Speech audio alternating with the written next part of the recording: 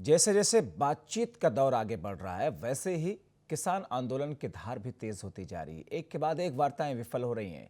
UP gate पर किसानों की संख्या बढ़ रही है। अब तक इस आंदोलन में बुजुर्ग और किसानों की संख्या ज्यादा थी, लेकिन अब यूथ इस आंदोलन में शामिल हुए।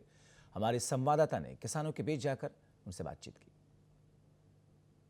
किसानों को अपने हक की मांग करते हुए तकरीबन एक हफ्ते का वक्त हो गया है। एक हफ्ते से दिल्ली के जो आसपास के इलाके हैं, बॉर्डर के जो एरिया हैं, वहां पर किसान प्रोटेस्ट कर रहे हैं। गाजियाबाद में यूपी गेट पर भी पिछले एक हफ्ते से लगातार भारतीय किसान यूनियन और के बैनर तले तमाम जो आसपास के किसान हैं उत्तराखंड और यूपी के, वो यूपी गेट पर आ जमे हैं। आप देख सकते हैं कि जो दिल्ली का जो मेरठ एक्सप्रेस वे है, उस पर किसानों ने प्रोटेस्ट शुरू कर दिया है। यहाँ पर किसानों ने अपनी दरियाँ बिछा दी हैं और यहीं धरने पर बैठ गए हैं कि जब तक उनकी मांगें पूरी नहीं होती वो इस प्रोटेस्ट को खत्म नहीं करेंगे। हालांकि किसानों को जो अभी वार्ता थी उससे काफ़ी उम्मीदें थी, लेकिन वो वार्ता अब चूंकि पूरी तरीके से एक बार फिर से विफल हो गई है और किसानों ने एक तरीके से जो है वॉकआउट कर दिया है उसमें, क्योंकि उनकी बातों को ठीक ढंग से सुना नहीं जा रहा था। अब धीरे धीरे ये जो आंदोलन है वो और बड़ा होता जा रहा है, क्योंकि इस आंदोलन में अब यूथ जुट गया है।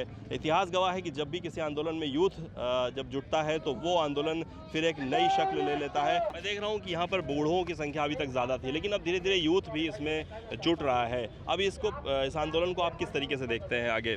ये संपूर्ण देश के किसानों की लड़ाई है, चाहे कोई बूढ़े हों या जवान हो, सबके अपने हक के लिए लड़ाई लड़ रहे हैं। एमएसपी की लड़ाई लड़ रहे हैं, जो 3 काले कानून आए उनकी लड़ाई लड़ रहे हैं। जब तक ये हमारे जो कानून है और एमएसपी हमें मिल नहीं जाएगा, ये सड़क से हटने वाले नहीं है। बीजेपी के एक मंत्री कह रहे थे कि ये किसान लगते नहीं हैं।